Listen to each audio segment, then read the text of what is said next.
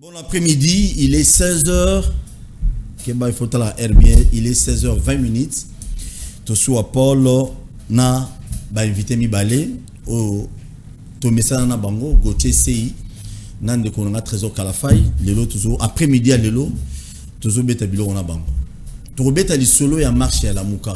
Marche à la Mouka, tout ça, c'est point de presse, je crois, quelques heures passées, bah, confirmé que marche à la Mouka, bah, on a quartier 3, quartier D, tu vas côté qui n'a pas de marche, c'est confirmé. Le solo à Mbosso, les lots, on a plateau sur la télévision, même, on a tonga, Burkina, Tondouanaki, Ezaki Bouloueki. Meeting à Mbosso, Babi, parti politique à Mbosso, et côté qui déjà, na frigo.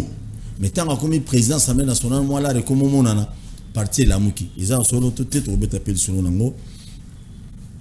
Fati, président Félix Tshisekedi, désolé. Président Félix Tshisekedi a lobby boy. Na micro yande konabi somoko na poto na États-Unis précisément a lobby makamoya. O tel ba confession religieuse à Kotangote, bango na bango ba sil sama mona bango. Trésor Kalafai bon. Malamu ndeko Paul, malamu na bakino nyonso bazolanda biso, bakino ba lobby. La minute de Tikali Mituna yo biano ya biso réaction à Bakini. Très bien, merci beaucoup Gauthier Seiboni.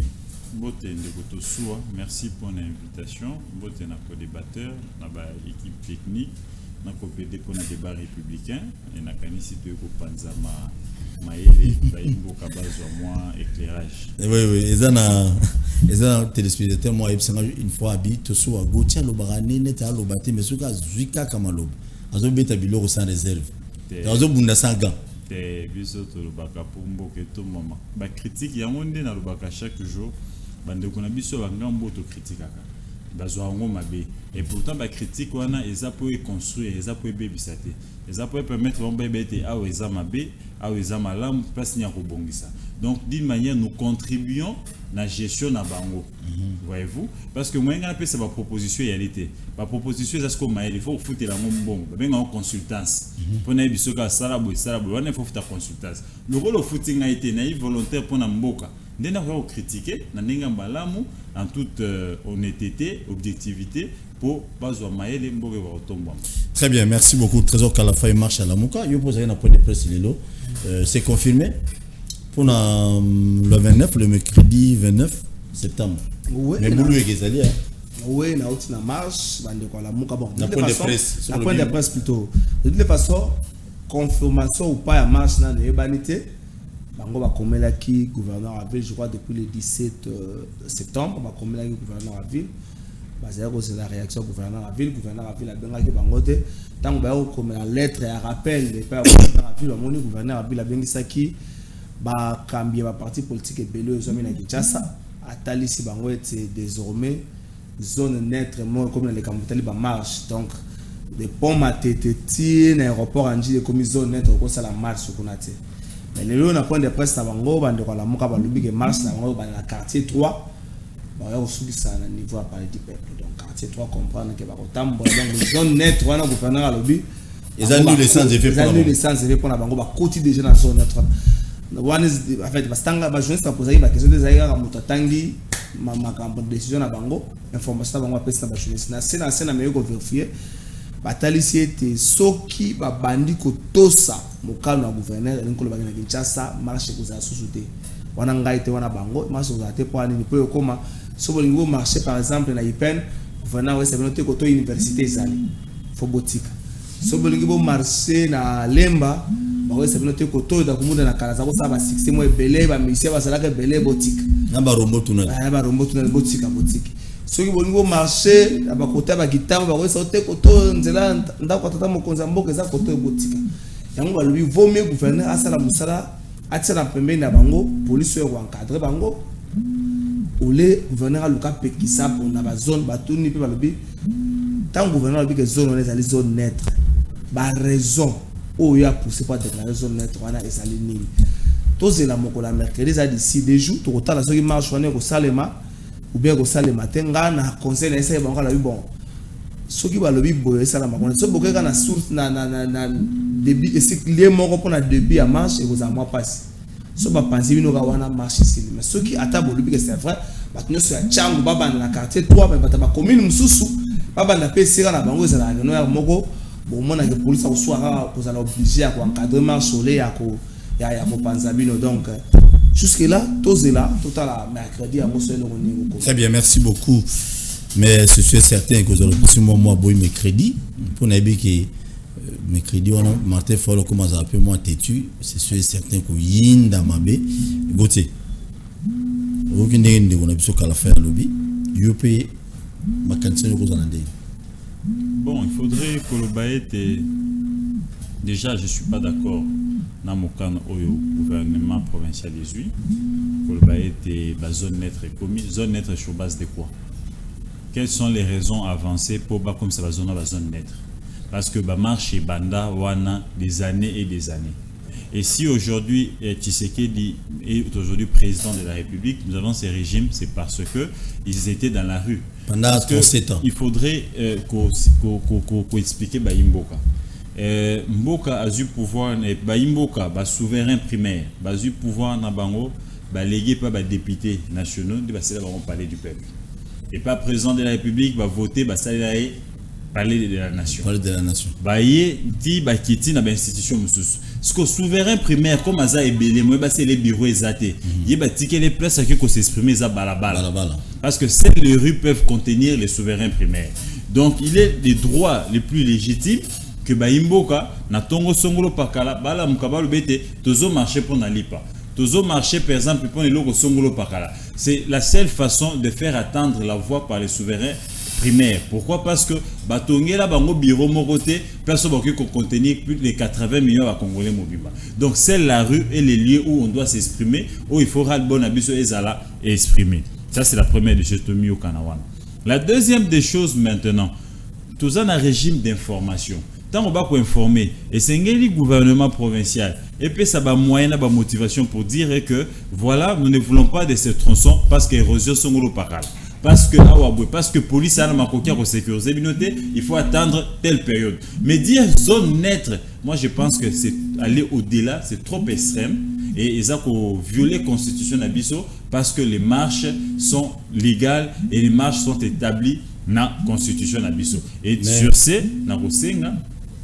na gouverneur de la ville et que a revenu dans Mobé Konaé parce que les gens doivent marcher.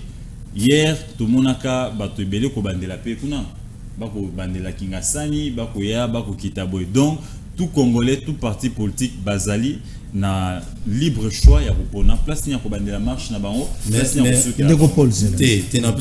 mais le problème aussi na mbaki weli mishika lobi na mona politicien donc politicien moroté a bengisi marche pona l'IP qui t'a pris lipa bonzala pasi c'est ça le makambo kotanga ba wili mishikite azana dossier moko abetaka changer le kola mbonga defaka la goma bakanga kai donc il n'est pas un exemple otanga wili mishiki n'est pas un exemple oui akanga abetaka changer moko defi mbonga ko fute comme problème na période ya campagne akako beta changer abato ngate muna inventer makambo na ngate muna donc il y a tikala makambo za ba leçon après ça omoni ngana lobaki liboso makambo oyo mokano ya lamuka mais to zonga na décision ya gouverneur.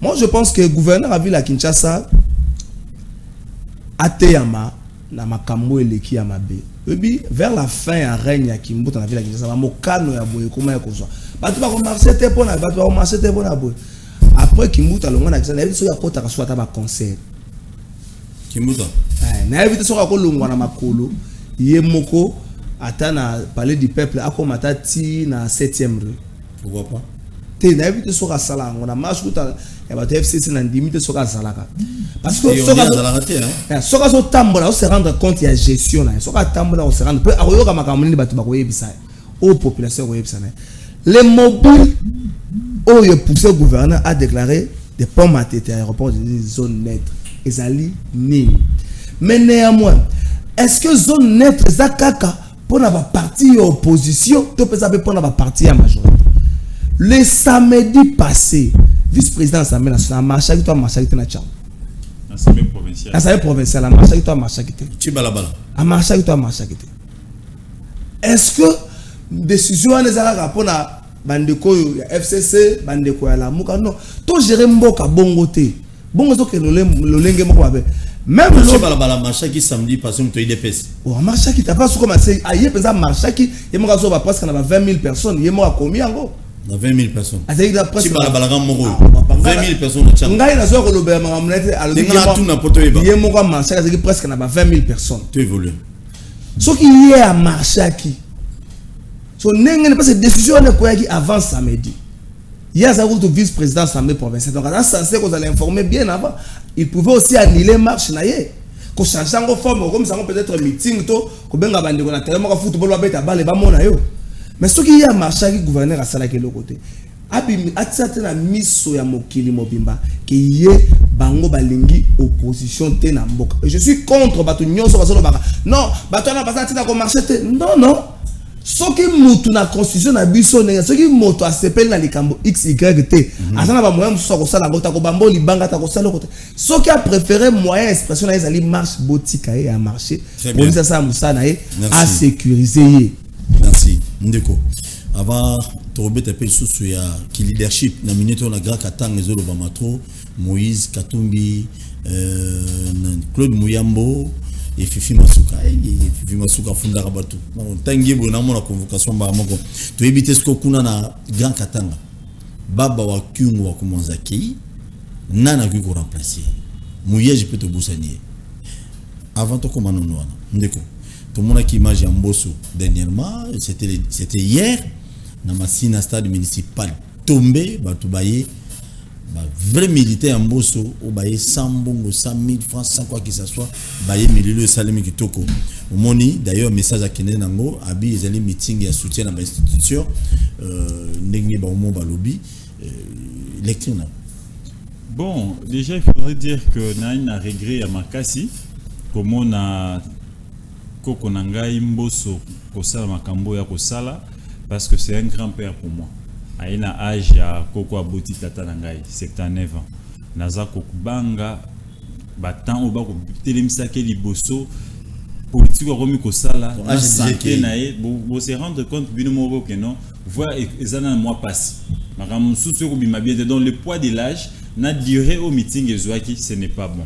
Ici moi je viens d'une émission na Tongo na CC émission na critiquer Canal Presse c'est pas ndeko na biso Zulu na critiquer meeting oyo j'ai reçu quelques témoignages et quelques cas ya ba blessé tant yo ba mbongo etambola kité mais ngana yambi bato ba esi biso ke na sima meeting ko kenda Mbosso bitumba kilikili bato bandongwani pour partage mbongo salimi mabe et on a enregistré autant de blessés et ils sont en train de fustiger que kino siko Mbosso atindi équipe T pour équipe wana ekende et qu'on va identifier ba blessé wana ba comment qu'on soit prise la prise en charge na bango jusque là ils sont en train de fustiger ça.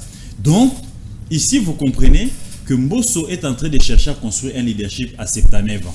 Élection qu'on a en 2023. Ceux qui nzamba ceux qui bisme sa limité. En 2023 Mbosso a à âge ni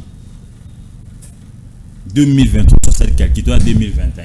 Tout ce qu'il a 2 ans. Donc Mbosso aura déjà 81 ans. Nzamba sunga zaka na nzoto bolongono ya makasi akwa kubuna bituma. Mais je pense que post-Oazui pour avoir été moubutiste, pour avoir été kabiliste, aujourd'hui tshisekidiste, il devait mettre son expérience au profit ya Bayimboka. Le peuple n'a pas besoin de ça. Nous savons au prix de combien bateau bayeko telemawana. 5 ans passés, Mbosso ne pouvait pas régner. Tala bota la Mbosso romi kotambola na kan. Donc espoir mobutu ezongeli. Ozomona Mbosso romi ko simba kana maboko. J'ai croisé le vieux Mbosso plus d'une fois na ba couloir atikala ozana kante. Mais vous voyez opulence, ko vivre opulence akomi ko tala mobutu pour ressusciter mobutu akomi ko simba bakan nyoso mobutu amande ko salela. Et ce ko tali ne tamboleli tata Mbosso. Malgré ça na taille moko de tata mobutu, mais il met des pas maintenant comme mobutu. Donc vous le voyez mobutu komena na suka. Ozomona ngote. Tata ko tia kanboé après tia lokolo beseko seko. Donc ici donc le vieux est en train de penser que il va faire toute sa vieillesse dans l'Assemblée nationale. Donc eza passi comme on a et puis ba sorti n'ayons se poser problème.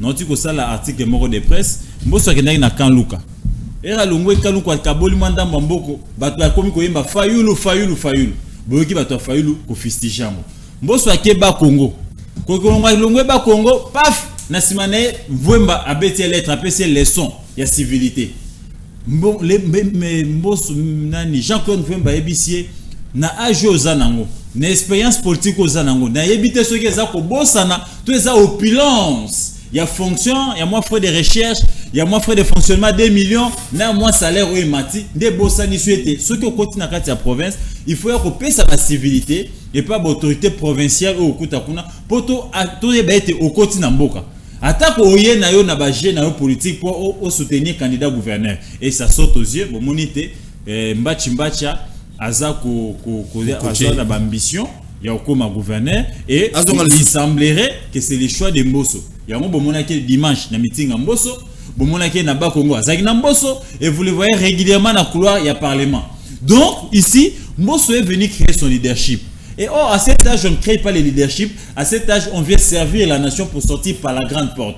Mais malheureusement, Mbosso ne comprend pas qu'il doit sortir par la grande porte parce qu'il y a promettre à Kenesko Bandung. Ok, il n'y a pas de problème, il faut aller au Bandung. Mais tu es avec Mobutu plusieurs fois ministre. Avec Kabila plusieurs fois. Au Sela Bandundu, Nini. Bobi résidence à Mbosso na Kwango. On a recopié la photo à résidence à Mbosso na Kwango. Très bien. Donc ici, vous comprenez que ce ne sont pas... Mbosso ne travaille pas pour la République. Parce que si Mbosso travaillait pour la République, on a que la cabane bana masina te ka réhabiliter stade, ka hôpital te, on a que ça bango ete ngana ko kende kuna na lombango, na interpeller ministre de la santé, na interpeller ministre de sport, ayebisanga boni mbongo bima pona ba stade municipal. Boni mbongo bima pona ba hôpitaux viables, mais awa na ko kuta ke stade municipal les a été hôpitaux viables. Et réalité mbongo kenda wa pe to ko sanctionner motonyo soit impliqué na dossier. Voilà ce qu'on attend de Mbosso. On attendait des Mbosso, mais malheureusement, Nambo Cannabis, on a malchance quand quelqu'un accède à une parcelle d'autorité, a commis papa social. Mbosso a remis au foot à Minerva là-bas dans 6e. C'est pas un péché. Mbosso a remis au foot à maternité. Donc, on a la Zemi, na moi na Zemi nanda konanga, mais ko bima l'hôpital, ko konanga na fitenga maternité. On a ko sekate. On a ko sekate. Donc ici vous comprenez que Mbosso est en train de tomber trop bas.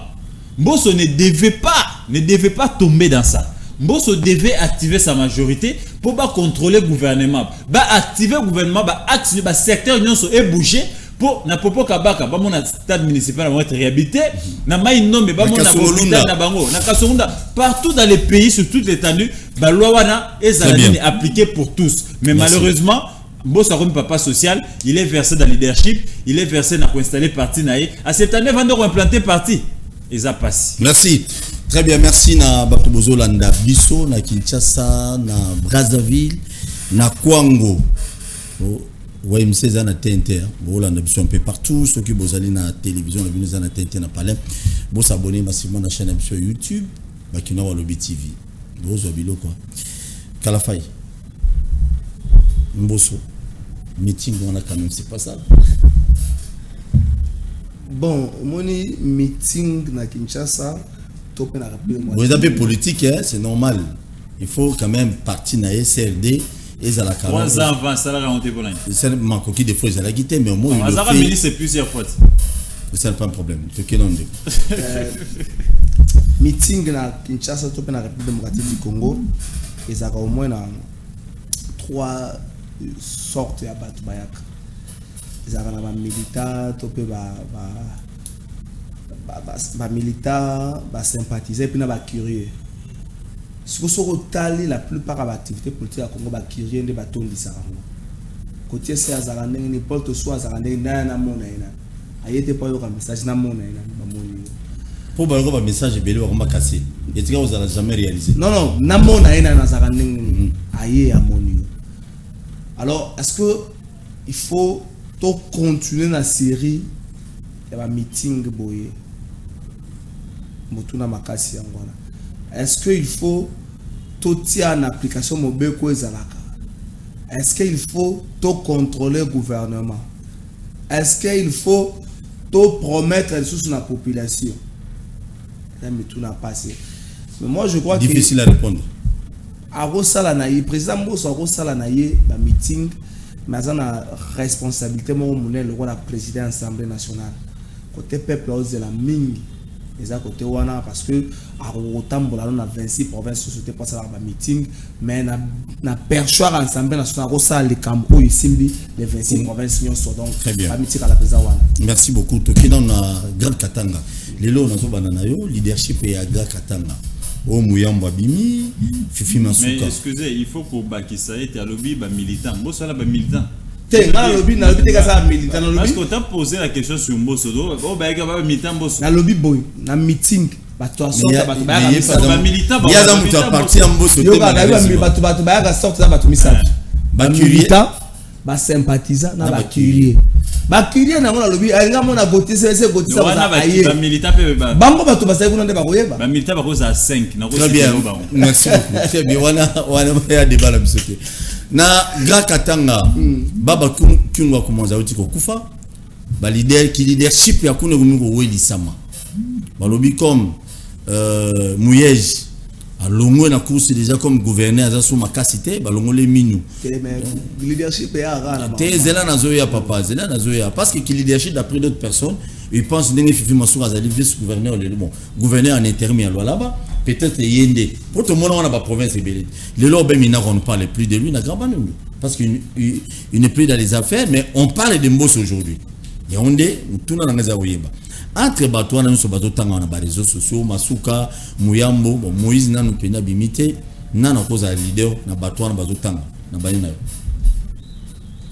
c'est mes forces no batango ne no tangi Masuka Jean-Claude Muyambo tangi Fifi Masuka je crois que dans Masare kombote za kabongo otangi na nous écarté Mouyej to cha bango nyonso mais leadership ba owe la ngobongo te bato ba owe la ba bandango mabe je ne crois pas que kingo ko mwanza wela ka leadership bango bazo owe la ngoma mabe azo ke nango mabe ceux qui sont aujourd'hui gouverneurs tozwana Jean-Claude Kiabula ceux qui sont aujourd'hui gouverneurs ba kanisa te que baza ba leader pour baza ba gouverneur bazo bénéficier certes na ba moyens financiers plus que les autres et puis na signature na les attributs de pouvoir plus que les autres mais comme si bango ba leader te premièrement leader mutumba tout ça ba botama ba leader pour la plupart ba botama ba leader mais tout ba leader comme le rôle la qualité moko boy mais est-ce que na bato bazo kambalo ba province ya Grand Katanga totanga Tanganyika totanga Okatanga totanga Lualaba je vois ekoki za 3 Tanganyika Okatanga et puis Lualaba totanga bangwana moto Tanganyika kuto akitana kana Zoé Kabila ayebana kana yete na yebi soki pasa na komba wana course wana na yebi ministre provincial intérieur tout ça la intérim te vice gouverneur ayebana na yete tokena Okatanga au mona keno esika Jean-Claude Muyamba vandi ya annoncé qu'Azali successeur ya Baba Kyungu okomona que dans les actions dans sa manière de faire Muyamba azo kanisa pe na mutu na Azali idée na ko na ye la ko na le roi Zulu popo mikolo yo so botunya ko balinga na bengisa ki joueur moko uti na poto abeta na poto ay capitaine Léopard na yene na mboka je parle de Youssouf Mulumbu ata baboya ko ta match mazime mais na bengisa ka même ko obeta nino azo kanisa le roi le popo azongi sango a marche a comme leader mais to si to zelana le potanga kolonga gouverneur pour batebele bakima ba équipe eza oanate est-ce que acceptation na ye lokola individu na Grand Katanga ça la maka facilement Jacques Kabula na yebi pesa makambo mais so ke pona Muyambo acceptation na ça la maka facilement te andimami pardon bon wana kutuna nous ça vraiment ba facilement andimami penza mingi te na Grand Katanga azana moi ba dossier à mike belé ba dossier ça ba dossier pesa ka kanda o mtoko za leader te on est leader soko moko ta ba dossier ke nonga na suna na ko vanda te po mutu moko mbenga leader ya bwaki nga e pesa ka kanda et so na bandi ko loba makamata so bango de bouche à l'oreille okomona ke sangwe panzani est-ce que poka kazalaka ministre poka ka bundisa ka Kabila nde commissaire leader na Grand Katanga question mark toke mutu mususu madame la gouverneure ya Lualaba Fifi Masuka est-ce que pour aza gouverneur ya Lualaba nde aza leader il faut ko yeba neti aza vice gouverneur batu batikala ko voter ete parce que l'élection va gouverner dans le Congo, c'est l'élection à ticket. N'engé moko na élection présidentielle des États-Unis. Ils ont élection à ticket. Bah tu vas voter. Elle n'a jamais battu campagne. Elle n'a présenté aucun projet pour voter. Donc tant qu'ils ont mis comme ça leader dans ma candidature. Parce que même les projets exécutés là dans la loi, ils ont eu des Richard Mouyej. Ça ont mis comme ça leader dans ma campagne. Parce qu'aujourd'hui, ils ont un pouvoir. Parce qu'aujourd'hui Azana signature, parce qu'aujourd'hui, on nommé, parce qu'aujourd'hui, on fait la porte pour la bande de Ndé a comme leader. Moi, je pense que ils ont pour la bonne côté. Leadership na bango, leadership ya mutu, leadership ya mutu au kitana, Kungo Akuma. De toute façon, Kungo Akuma, leadership na MP, c'est vrai, Zalaka, mais à un certain moment, conduite na yé. On se rappellera 91 Baba Kungu tout ma message tout bas signé tout bas télémouche et dérangeant rapidement mon bateau donc leadership n'est comme un peu mon mise en cause la bateau mais et quand il y a un concours mais moutoir au kitanaï il faut la rassembleur oh na bateau yo to tangi le côté rassembleur est un point fort na bangote c'est vrai le katanga lo ba katia le grand katanga ba katia mais moutoir aux leader à katanga il faut la rassembleur. C'est vrai, attends Zambé, batikala koyoka ya l'unanimité pour Zamba telemi satalo à bouger dans Gambo, mais mutumo aux rassemblés, puis mutumo à Rosata plus de 80% des yeux à battre. La simani la grand katanga. Toujours madame Fifi Roswa 50% à des yeux à battre la grand katanga. Toujours Jean-Claude Mouyam à Roswa 49% à des yeux à katanga. Toujours Jacques Yaboula à Roswa 37% à des yeux à grand katanga.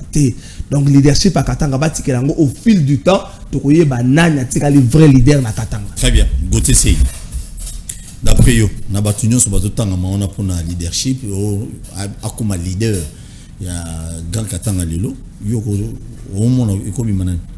Écoutez, déjà on ne s'improvise pas leader. Conséquence c'est un autre venant Mbosoko Diampoang.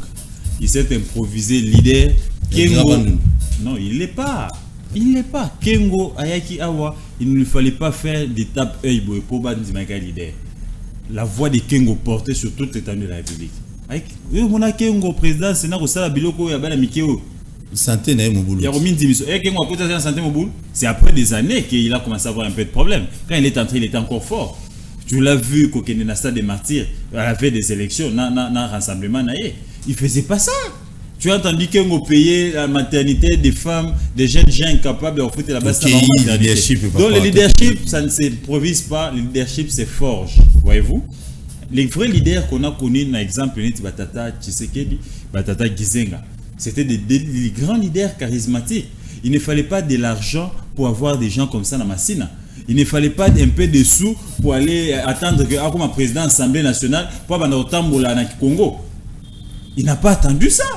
Donc ce sont des gens qui ont forgé leur leadership par des valeurs et par les savoir-faire et par une idéologie, par une vision claire et nette. Et les gens ont adhéré à la vision. Voyez-vous? Adhérer à la vision, et bien, mon que Mouto a porté vision à une valeur. Et toi accompagné parce qu'il a un but. Le but c'est quoi? C'est la démocratie. Le but c'est quoi? C'est le social du peuple congolais. Et maintenant, toutes ces personnes-là aux cités, où est le leadership? Ils ont quelle vision? Ils vivaient le leadership. Je te donne les cas, les grands Katanga par exemple. Quand vous parlez de Fifi Masuka, Fifi, elle est d'abord impopulaire dans Kolwezi. Impopulaire dans Kolwezi dans sa propre province. Alors, un leader à Grand Katanga Néni. Ça, c'est vraiment pour la consommation propre à Nakana et à Batunaye. C'est qui va rendre publicité. Déjà, il faut dire que les grands Katanga, c'est les Rounds. Voyez-vous? Ce sont les Rounds qui sont populaires. Fifi, elle est issue d'une communauté ou d'une tribu minoritaire. Et au-delà d'être issue d'une tribu minoritaire, et d'abord, dans son chef, elle a des problèmes de leadership et de communication. Un leader, c'est quelqu'un qui sait dire A, qui sait dire B. Vous l'avez suivi, elle qui a représenté le budget de 600 millions. Incapable de donner aux députés provinciaux les chiffres exacts. Et comment elle peut interpréter la vision du chef de l'État? Comment elle peut matérialiser la vision du chef de l'État dans le là-bas? Donc, même Mouyambo sait qu'il est en train de faire, c'est juste du populisme. Voyez-vous? Donc, pour être leader, ça ne s'improvise pas, ça se lit. Kyung n'a pas été choisi grand cordon, il y a union sacrée parce que c'était Kyung. C'est parce qu'il a fait des preuves et c'est parce qu'il avait un mot, il avait une personnalité. Voyez-vous? Et ces gens-là, toutes ces personnes-là qui se publicitent leader, personnalité, ni ancrage, ni sociologique dans Grand Katanga. Est-ce que Fifi a aucun Abumbashi Bayambie? Fifi a aucun Kalemi Bayambie? FIFA kokende na ba territoire na ba secteur ba oyambaye, que vous pouvez le faire.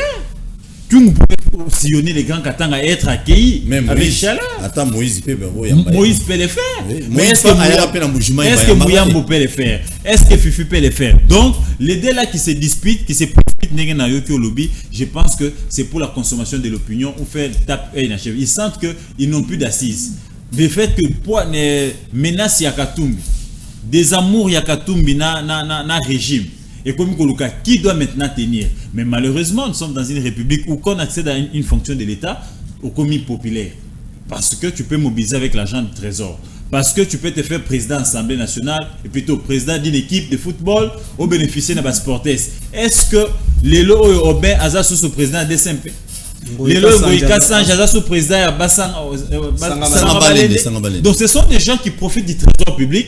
Parce que même que l'équipe est en moi sportif na bango na koma pour bénéficier na ninouana y a footballeur y a sportif voilà. Mais en réalité lui-même n'est pas un vrai sportif, il y a équipe wana pour la popularité. Voilà, après mandat après poste ba ça nini ba qui marque. Donc ici j'aimerais dire na bato union sacrée pena chef de l'État et que eza mon peuple ekolemba. Même au bon moment en bosso sala, aruluka kotaka wabi mal accès tenga na zo maîtriser bayaka. Non kende bandu non, c'est du tape œil. Voyez-vous? Parce que il n'est pas à la hauteur. Il n'est pas à la hauteur. Bosso c'est pas un leader. Il a un problème de communication. Un leader c'est quelqu'un. Leader est un leader doit savoir communiquer. Il doit avoir un parler facile. Un leader, s'il vous plaît, je parle ici d'un cas. Ça n'est pas un problème.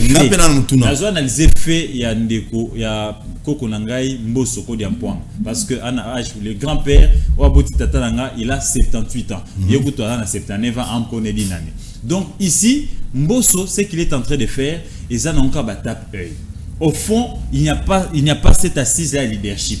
Pour preuve, au moment que Yiki qui est entré, au moment où Soussou Kaboun Kosalien a Simamo Soubako t'en a plaigné. Kaboun a remonté à l'antenne Naimoko. Au moment où Kosalien le Soussou. Si tu ne sais pas d'abord, Nakati a plaigné, il y a bureau na yo, Oyebina nous Kim Kocha Kimiate. Oya Kocha Kimiate na Congo, na grand bande il y a plein d'intellectuels. Je pense que le leadership se forge avec les temps. À cet âge, on ne peut pas forger son leadership. Très bien. C'est tellement dépassé. On est en ménopause de créer un leadership. Merci. Je crois que Tongo na loba kelo komoko a toi ba été ba élection à gouverneur. Il y a loi par exemple se préparer. Na yoki na ba source na ngamo boye qui semblerait que Moïse Katumbi azo bonga ma poète azo province wana. Le moment il dépasse bozanga Fachi bo wele woto bola batu ba pinao. Mais kuna Moïse Katumbi a se préparé pour maintenant comment a gagné les députés pour voter candidat naï. Et il dépasse. On se préparer en conséquence. On se préparer parce que vous êtes minoritaire dans la province. Mais ma député bazali achetable, ma député au Congo bazali achetable. Wana ça affirmation grave. Si vous avez popularité et le Goboyo Sala, et ça les gars et qui est populaire là-bas? En fait, vous avez majoritaire. Et qui est majoritaire là-bas? Et vous avez majoritaire au Nabaza FCC. Aujourd'hui, nous n'avions plus la majorité. La majorité change à chaque seconde, à chaque minute. C'est là où la majorité change par vocation. Il y a chop chop. Vocation monétaire. Par vocation chop chop. Donc, tout est possible. Parce que Tala Olelo, moi je suis président de l'Assemblée nationale. Moi je suis populaire. Moi je suis populaire. Il a combien d'élus dans son parti? Vous n'avez pas pensé chop chop. Hein? Plateforme n'a sacré. Pardon? Est-ce qu'il y a pensé chop chop pour comme président de l'Assemblée nationale? Naïbso bato bazoki kuna bato ba ko tala na bureau ba ko témoigner bato bazoki. Notre émission de renom de Gozul. Ba na lobel makambo marche bato ba benga ba binde ko côté to zo ko témoigner to zoki. Très bien. Il y a c'est pas témoignage na asili sana le loi na lo. Si vous soyez pour la marche pour la meeting chop chop bimé bon pour bima président. Est-ce que éviter que to komana ba député communicateur bazora 2500 ba député communicateur en bosso ba 4 bazora 2500 sur salaire na ba on entend le ba ko na micro roya. Moi je suis en train de construire son leadership mais malheureusement ils ont un âge très avancé. Très bien. C'est de bonnes guerres que Moïse Katumbi a l'occasion de la province à l'Olab. Quoi ça IDPS c'est que le roi va se rêver. Bango pas bon IDPS a mis concentré la province à Kassai oriental na côté na moni la liste bato baka bazar na posa ko za gouverner na compte IDPS va les 17 na moni ba candidat honorable Mboué na moni honorable na moni bato baza mo belé ga ide na moni conseiller mo konzamboka David Mukeba na moni bato belé na IDPS na suku bazo sama weja na moni bato belé donc c'est des bonnes guerres. Ce qui Moïse Katumbi bazo bongama donc pas un candidat on a kuna ba côté kuna Mbujimai donc bato parti politique muso bazate non yo ki bata parti politique na yoki David Mukeba za IDPS conseiller mo konzamboka na yoki honorable Eric Ngalula za IDPS na yoki honorable Paul Chulungu za IDPS donc ba nyoso na yoki cela na yoki bato muso ba isa que non parti incapable à avoir consensus muso ba isa que faut mawe ja zonga na kata azaka ya kata IDPS on a province kufa bien to pour que bango baza ba yebi les bons côtés na donc bango baza donc eza ba bonne guerre soki le lo Katumbi bazo bongama pour ta province ya nini bango pe na ngambo na bango ba créer stratégie Gauthier outi ko lo banga na besoin de confirmer le Rwanda la majorité aujourd'hui c'est fait d'une manière nazo boya ko utiliser expression ya utiliser nazo boya ko utiliser expression là nazo boya ko utiliser expression là si seulement si la majorité ça li ko zo mande ngona donc na mutu nyonso so prétendre ka oui ko zwa na sema papu na ye province moko boy akende ba province zaka moko te lola bezali bitu bezali na lola ba faut ko lo bagano il faut ba député provinciaux na biso so ba kolanda biso province a lola na live HD télévision oya Kolwezi merci live HD télévision merci Jacques Katunga merci Ndeko Jacques et nation de digital Congo ba député provinciaux à lola ba 10 ans lola ba boko décider ngosiko ezala mabombo na na osenga na balwa la be nyonso bakomba ba député wana bokoma ngo na ba rond point à Lualaba ba député ba na assemblée provinciale bokoma ba kombo na bango na Lualaba parce que le risque avec Lualaba ezo ba be na ngo za ke ko koma lokola Kassai oriental ko koma lokola Kassai occidental soki bo batelité oyo bozana ngo bo se laisser influencer na bato mususu bazo uta na Kinshasa lobby na bino wani Kinshasa bo okuta ngona position za la ba fuluka nde ko kola mais bino bo kolongwa kuna boko ya. Très bien, merci beaucoup. Merci Likansi au groupe ça Likansi tous allez en direct les rediffusion t tous allez en direct na 16h ya lelo au groupe bien PC Likansi na yo à une seule condition pas d'insulte s'il vous plaît. 2023 élection ou dialogue GOTC. Non, ici, Chapela bonnes intentions, ils ont de part et d'autre. Il y aura bel et bien élection. Nekombo Salobi, il y a CRDP. CRD. C'est qui le secrétaire général? Vraiment, on a évité, on a fait tout. Secrétaire général de Bon, CRD. Siège dans je crois na Kasavu. CRD wana et le BIP que biso au cimetière na Kasavu. Ma plébiscité le président actuel Félix Tshisekedi candidat na bango. Donc na AFDC ba ndeko bahati ba plébiscité ndeko. Donc vous sentez que les deux présidents ya parlement les deux présidents ya chambre basse na ya sénat ba ngonde ba na ndingisa ya royeba combien gouverneur au tcham pensi pour la élection. Le rôle on peut pas confirmer que l'élection que ça. Donc premier ministre a fait ça en rapport régulièrement pour savoir que non pour na compte pas il y a élection tout ça il y en a autant donc on n'a pas intérêt il y a glissement. Et tu qui peut chef de l'état lobby mais na kota la siko ba indice nyonso. Ezo même biso kana glissement. Ba indice nyonso tout le monde parce que na climat auto qu'une élection d'engini avec un bureau de la CENI qui sera rejeté par tout le monde. Vous avez de ce côté l'église catholique, bah d'accord, l'église ECC, bah d'accord, Bozui FCC, Bozui Lamouka, Bozui Ensemble, bah ce consensus est salement. Pendant que le consensus est salimité et toute la société civile, c'est un consensus.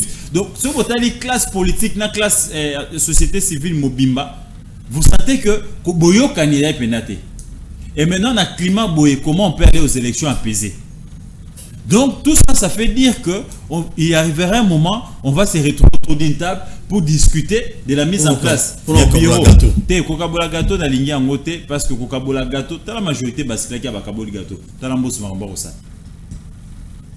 Et imagine toi to ka sous gâteau to ça premier ministre de Chibala, ba ngombe ba ndumana ba Chibala comme premier ministre ba manifestation chaque jour. Oyo ka ngor sous.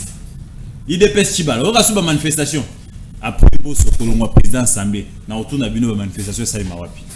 Chibala était premier ministre, tout le temps il était dans la manifestation ba marche. Il dépêche Chibala. Oyo ka ngor sous. Et nous peuple congolais na kobetela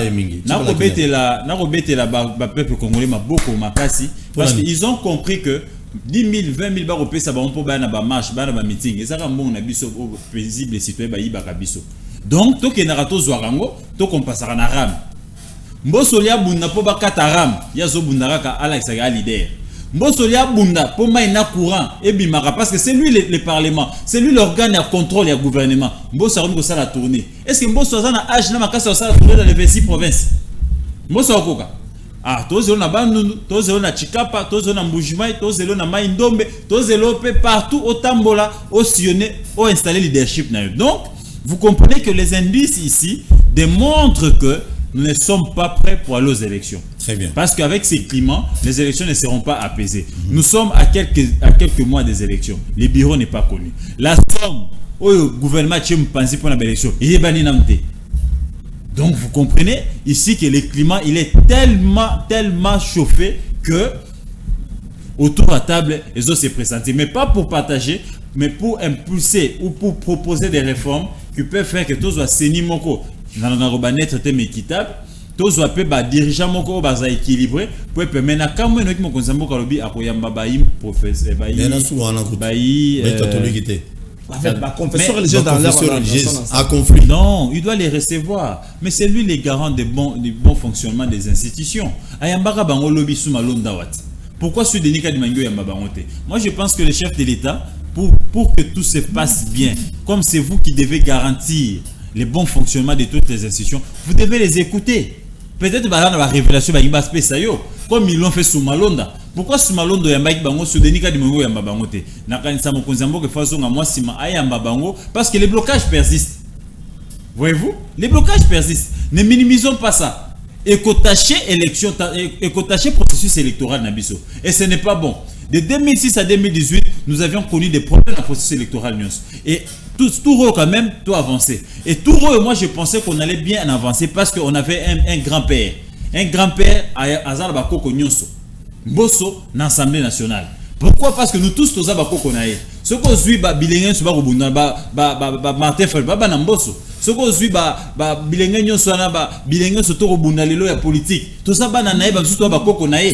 Donc, hier, c'est un Kimia, parce que hier, tu as tout été. Oben aye lenge ana mwa makila moto mabunda ze lenge a mwa makila moto mais tata koko na biso to tchana a makila se ekiti république epese nyonso a repesa so élection apaisée maintenant ko kamwa koko pa ke nekaka na même procédure que lenge ya lobby mais na kanisi koko kozonga sima koyoka ngai koko nae pona ko loba bongo pona mabete mais koko a changer pour que pangi nke tubilange pardon pangi Vincent Congo yake na besoin nange yo ngeke na expérience ya mingi pesa beto seni entraînement ya bien pesa beto élection ya bien zala équilibré sans munaiki beto bana nange bakoko nange beto qui construire avenir ya Congo. Merci. Très bien, merci beaucoup. OCP nango. Souci ouais, souci à moi santi sur abimisi tina munombo ke bimi. Bona ka gimpangi albagi na kiyaka. Ya nenga pe albagi na kiyaka pina beta ki ngomvre. Ay ngape na ebisi pangi pardon pangi que sage. Fandi sa sagesse nange bana bake mon en sortie de crise yayi. Très bien, merci. Pour anga toujours le bango trop mais il y a rien en concret pour l'élection en 2020. Moi surtout que kana ambiance photo ça d'ailleurs pour 2021 ici. Il tout ça déjà dans c'est dans le 27 septembre. Je crois que c'est dans 3-4 jours tu commis déjà en octobre. En 3 jours tu commis en octobre. Ma bonne volonté bonne volonté a pas mal et suffit de pour toutes les élections. Donc on nous en a bonne volonté. Ce qui consensus exact autour y a ma réforme maintenant au départ tu as une élection. Il faut ce qu'on va comprendre. Les élections à faire mon konzamboka yemokoto. Les affaires à partir prenante nyonso. Ce que ça a faire mon konzamboka yemokoto kabila ngasa na élection nengalingi. wana bato bazana mokonza mboka bato ba sentir mokonza mboka ba comprendre ici vi pas ça ba mokonza mboka ba to kozana élection en 2023 to sur élection té to za élection 2023 na mosoloni na seni nini mais va to koma na seni l'important organisation fonctionnement seni bato belé ba telemele yango to kende ndenge nini il est temps tout bon ça est-ce que si faut vendre autour d'une table ça va poto kabola ba poste té to ko vendre na likambotali seni ya pamba to kabola ba poste té faut to vendre likambotali seni kulutu ngali sanga bonga kozongela ministère ya relation avec le parlement to keka na makambotali seni akoya kuna na katite so to kena likambotali seni nani susu ya zeze nani biore za ana wileria ya zeze ingele photo akoza ministère te akenda te na azana aza député national akoza mabe bokonzo après ça la tingele photo aujourd'hui on ne parle plus de les bons bino lelo ce qui toke na dialogue autour à la question électorale ya zeza kosongela ministère te so to weka na dialogue autour à la question électorale on a une équipe avec club comme dans vena biso cité faire taper na ville mingi vena biso a mokongo et c'est le côté comme oya akozo poste politique te Dieu minonga akozo poste politique te moi Willy Michi ya vivra mingi so to kena ngo to ko kena ngo boy poste politique exact c'est mandataire DG so apese mais la compte et FDC il est plus prophète a prophétisera liwa Etienne Tshisekedi te a expliqué qui na plateau c'était non a expliqué qui nous a eu bon terrain qui venait qui via changer pas déjà donc na environnement to vivre na ngolelo signal mon côté fort ezali pour l'organisation élection 2023 to ko sana to mala to koma ma bena ko biso mon peu populaire to koma se faire lokuta ba ko sa biso ka to ndimi mais ndenge to zo mona boye il y a aucun signal fort parce que bon déjà ya ko organiser l'élection aux allez parler dans le gouvernement central et puis problème il y a recensement non, recensement ne conditionne pas les élections. Recensement ne conditionne pas. Non, mais toujours on peut recenser au même moment que ça l'élection. Nangina le point de zoba kembongo madi avant longwa na kitsa ya bokambi ya président Sénat Tambo Mwamba alobaka likambo na rentrée parlementaire ya suka wazaka président lobaka bobongisa gouvernement bobongisa mbongo pardon bobongisa bobomba la mpazi mbongo ya ba élection po élection za kala mingi.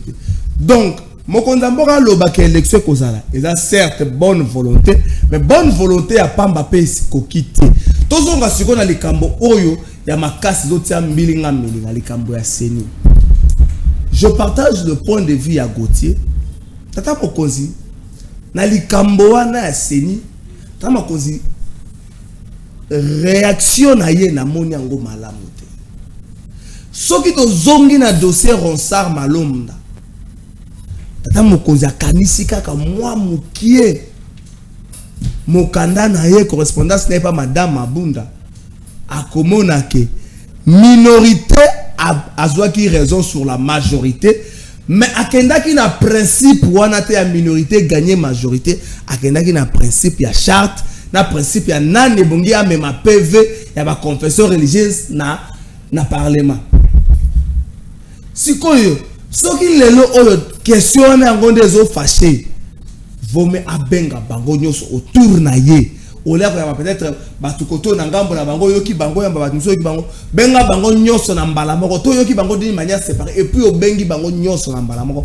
pour solution zwa makaka tango ya lobika tiki responsabilité para bango baza batata biso molimo bakabaka biso baza ba sage mais bango baza ba sage batata biso molimo parce que combien de temps solution ça na tiki la bango na mboka pana parce que combien de temps solution ça donc solution ça avant na pour ça na lo balika moi grâce à nenge batoto ya mbaka politique baloba tika moka muke 2 minutes depuis lobby na osenga na président de la République et le monde monsieur le président de la République yo lobby na biso que état de droit à cheval de bataille na yo état de droit certes c'est bon justice bible le bar na biso que la justice élève une nation na osenga na mokonza moka exercice moko il y a 40 minutes lobby na lobby 40 lobby na kitna mokonza moka 30 minutes au moins identité na Félix Tshisekedi Tshilombo longo lango 30 minutes mi comme ça ta Fiston Mamboli mi comme ça ta Ntimba Nzuzi ta Kabongo Ngoy mi comme ça ta Ambroise Soginanyo zana dossier moko na justice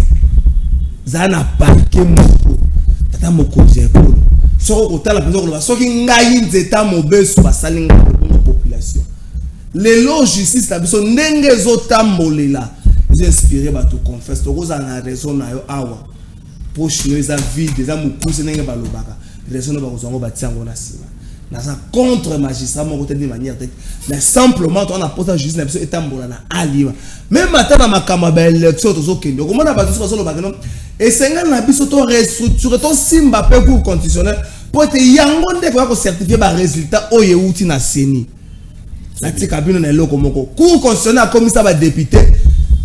Je m'excuse, permettez-moi de le dire, Batouba, on a peut-être qu'ils ont expression moko ya mbeyambe. Cour constitutionnel comme ça va député ba électron libre.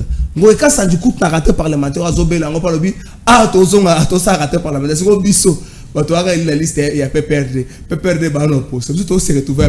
To ça la cour parlementaire ni. PPRD est l'union sacrée. Donc même matin na kata cour constitutionnel ma problème ezali.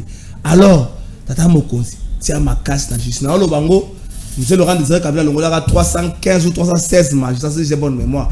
Magistrat, juge Mokazo Ebsanga, le colonel Soro, le colonel Bossata, Mokosa Longola, 1500 ou 1700 magistrats.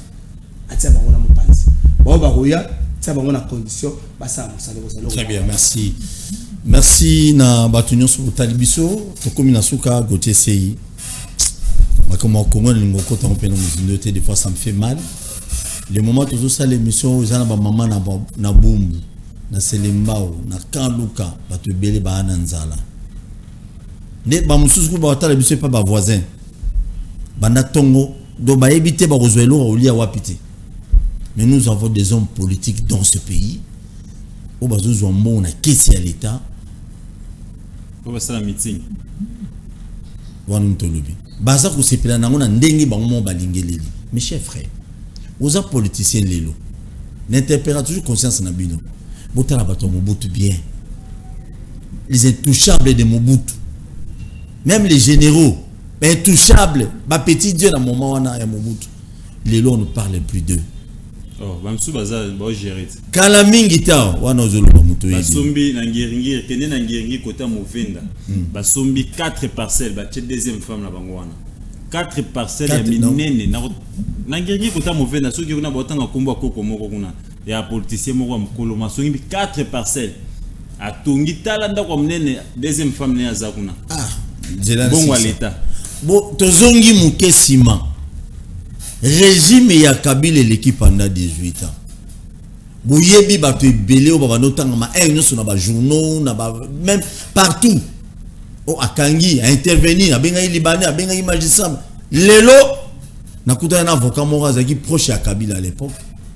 nakuta ne quelque part bala kisangaye papa tomo vana ndenge moko ndeko bino ba ibwana bokonzi lelo bwana chance à mon chef de l'état lelo botobola bato ba pinete elo kana ku no likate tango zo yoka kino tout passe rien de mer batu ba bêtise ailleurs ba dirigeant na biso ailleurs lelo ba diriger biso lelo quelques-uns d'entre eux ba motobola bato ba pinete d'ailleurs Piné a mutu ya maman Marthe zali maman ya mokonza mboka pesi ben solution ba tobola ki ba piné na ye nazala ko tuna chargé à charwa na bosani komu na ye je crois Bedi oui qui m'a dit alobi na mutu azo lambela maman Marthe ya moni ya ebisi o za mutu ka maman Marthe ni longwa obi elekelinga fort bizalelo yo ndire bilo tolobaki ya Kabila belé ya mabeye lelo baye lelo ba on lango ça sans problème rabino que rupture et salimate tout ça en continuité à gestion à Kabila tout ce qui s'est fait hier c'est ce qui s'est fait aujourd'hui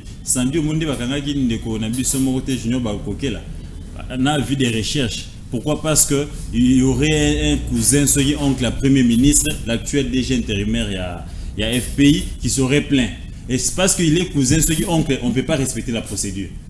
Voyez-vous, un avis de recherche pour quelqu'un qui est visible, secrétaire général d'un parti.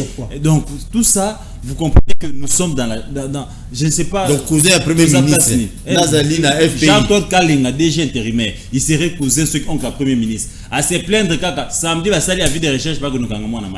pendant que mwana maya zawana ke na trippé batina invitation té ata batina invitation moko bako matina troisième invitation bako na mandat d'amener pourquoi comment mon avis de recherche est-ce qu'il est criminel akimaki abatamaki bako avis de recherche mais on l'arrête chez lui à la maison donc abatamaka na ndako devant sa femme c'est traumatisé na mwana eza passé na on a okatia kutumba bapine mais kotobola bapine mais je me pose semblerait mal qu'il n'ava pas babi. Je me pose la question, déjà. Au nom de quoi un vice-président de l'Assemblée nationale peut se permettre que Tobola Pine ya mutu songolo pakala. Ce qui Moutouana a violé Mobeko, ce qui Moutouana a fâché code de la route. Alors à ce moment-là, Alain Belema la police va intercepter Moutouana, va que Neroutika ait qui des droits. Parce que Kotobola est commis des destruction méchante, il y a une infraction. Et parce qu'on est dans une république des plus forts, Moutouana Nani. Le lobo le bélan parce que Zaki a maman Marthe. Ce qu'il y a paisible citoyen au batobola tobola. Basuka nangwa. Ba récompensa ba fouta pinen na bango. Donc vous voyez ici que l'état des droits dont on nous parle est à presque coquille vide. Nous sommes en train de dénoncer. Nous sommes en train de critiquer pour le bien du pays. Mais il y a des gens qui sont dans des coins qui vont s'arranger pour dire il faut pas qu'on s'aboutier. Il y a Mika Nsarana, il ne faut pas qu'il y ait Kalafa, il ne faut pas qu'il y ait Tosua. Est-ce que nous les faisons pour le bien de les faire? Ça va bien et nous disons que ça va mal. Nous les faisons pour les soucis du pays. On peut se taire. Même ça va de Kwebele. Toi qui comprends l'année tout ça, tu vas faire la bande qu'on a besoin de bureau, la besoin climatisé. Toi les gars va débattre. Bana na biso to sona bongo moi Thomson à 50 francs, aller à Tamukolomo et Sili to la na biso. Mais si on les fait parce que tout le monde a la multitude de Kemba. La multitude, tout le monde n'a pas ce courage, n'a pas ces dons, n'a pas ces talents de dénoncer, de parler. Et nous qui les faisons, vous peuple congolais, protégez-nous. Ne nous exposez à Rabiso pété. Donc quand on les dit, des fois c'est avec beaucoup de peine. Je vais vous avouer qu'il y a un Ningarambo Soming. Mais quand je me mets à les critiquer, à dire c'est quoi que ça là, c'est avec beaucoup de peine. Je suis en train de voir mon bande de natal que l'un des nôtres a péché, l'incompétence, a péché, n'a manque à bilan. Et on le dit pour bilan de s'améliorer. Mais il y a des gens quelque part, cousins ou neveux, à attaquer ceux qui patriarches. C'est quoi ça patriarche? Quand on assume des fonctions publiques, on n'est plus patriarche, on est grand-père, on est papa, on est yaya à la maison. Et si je le dis, c'est par respect. Ici, on s'attaque à l'homme public qui nous gère. Merci Ndeko. Bapine on a quand même aidé. Yope mkolba kutono na nzela ata ya moto ba. Mais avant nous na koma na lekamba pine na so. Ochité wana parce que suki sa lekambo kotia lobi. Il y a aujourd'hui na Congo, na Kinshasa bato on est au seul émission ba vandi na ba télécommande ba zappé. Bazo lukate ba information, bazo lukate ba comprendre, ba luka ndenge na benga vie moko ba lo vie bato na ba lo na makamna yo akofunda. Les mal les animes, les mal les batango ba na carte ntibiso na carte ya corporation na biso. Les journalistes. Les mal les bato ba na carte ya journaliste. Au sali da bango lelo. Bakangi na bango XY. Video ma beta ba 10 ans en prison. Video ça va 10 ans en prison. Oui, Abima. Coutinho Fernando ça va 10 ans en prison. Mais Coutinho Abima na VC. Bon, ils ont ka to maintenant ça va dépendre. Coutinho des exemples té. Vieux mot qui a côté va prison bon ba 9 fois, ba 3 ans ba nini abimi. La prison c'est pas la fin du monde. Nani azakuna ndeko na biso ya cité verte nani. Barnabé Bilingano azakuna. Yo tango zuka mosala ya koyaka kofunda ka bato. Journaliste. Obenga ba avocat. On peut savoir matière kanga kingani. Yo peut me ça ka adresse. Bozela. Yo peut me ça ka adresse. Sala na yo. Sala na onyo soko sala. Bravo. Mais la meilleure réponse à toute chose est Zango. Le temps.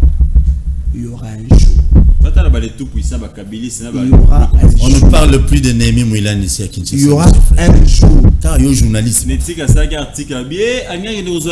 Na monifié à Twitter, ote na zui na rejeté offre. Ah, osela kita mulaïbo et pas rejeter offre, mais au moins arrêter parole rapidement. Félicitations Koulout. Il y aura un jour boza la face au mur, face à réalité na bino mo vie. Boza mana ba réalité na bino. Ali kama ba jeep, ya ko ya ba pneu plutôt. Ebi ma be fo ko tele melango tango ya mukie. Ko tika ngote ko makasi. Likambo yo ya ko tobola ka ba pneu ya batu.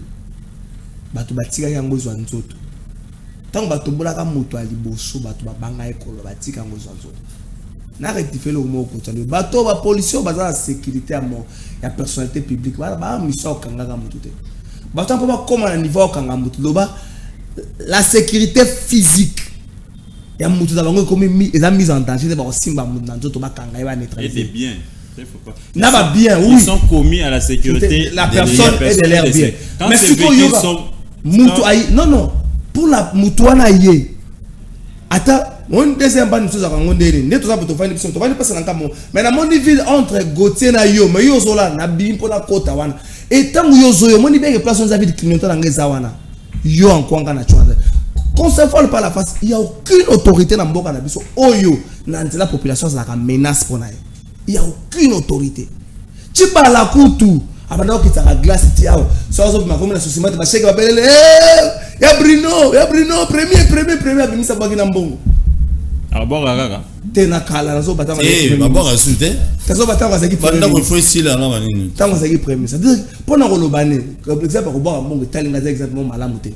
Mais pendant qu'on l'obane, que ba autorité ya mboka na biso, peuple akanda ka bangote.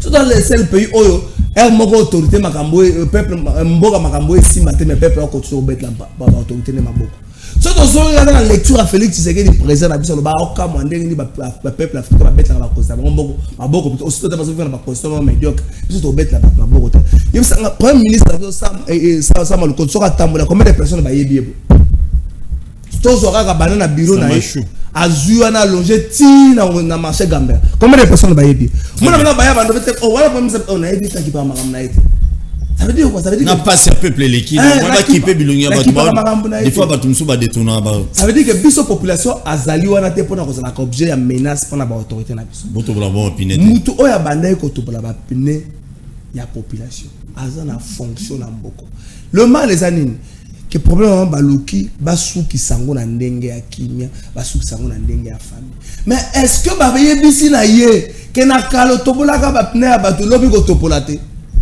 siko bato na tobola ka ba pne on a des solutions méchantes siko population peut so ba tobolo pine pozo banga pété na mo porter plainte zate c'est ça le problème le bina na porter plainte ba convoquer ka Gauthier très bien omoni tuzo koma na position moko yo toujours à asphyxier na bakosi na biso ka bango bakosi bazali na mission ko batela ya ko tia biso la sécurité ya ko permettre biso to lia malam to vivre malam ka bakosi bango ne ba o maté biso très bien bango ne ba futa ka kurana maité bango ne ba somba ka crédité mais bazala na kurana mai ya ofeli biso to futeli bango crédit to sombeli bango mais bango na palissade biso na etekiam et tout est côté betekiam transcoto le qui peut être là sur new transkin basimba ba ngo etekiam ka et tout est côté donc toké na ngana position est-ce que bazo attend à réfléchir pour na lobby très bien adversaire politique à makasi les reconditions de vie à population et ça nango ba fayu lutter ça nango ba katumbite et ça nango nini bon na pesa ka mbot na mutumo na nouvelle challenge moi en fait. Le président de la République, et pas de connexion aux États-Unis, qui a loi Tchani, mais Abitchani c'est un Congolais, il n'est pas repris sa proposition de loi. Mais je vous informe que c'est l'île d'études est recevable. Donc Tiani a raté Banque Centrale, loi naïe, l'équipe sous-souté à Nzambe. C'est bon, honorable ting. Hein? C'est pour lui. Merci.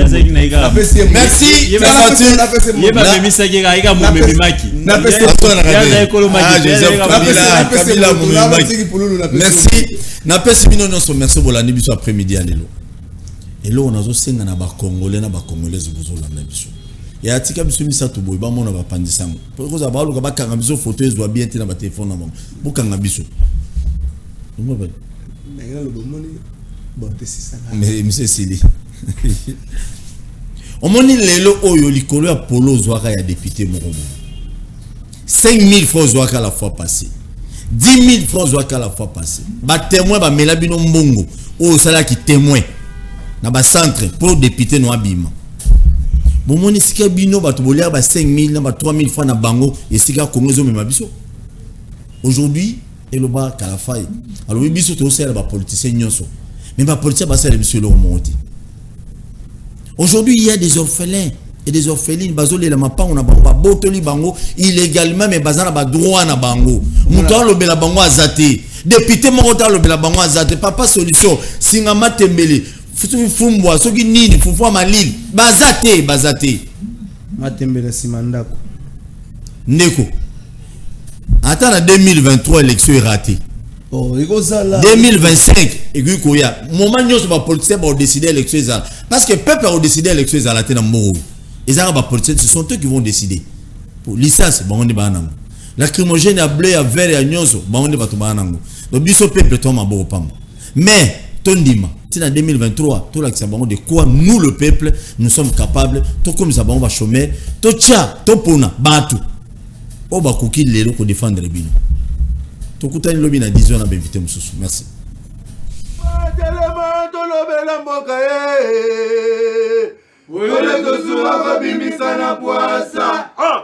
Ba député to votaki bazo salarien to kende na funa bazo salarien Komo to lega na mwamba bazo salarien to kende lukunga bazo salarien na baboko kula bibembe bazo salarien ato to mala changu bazo salarien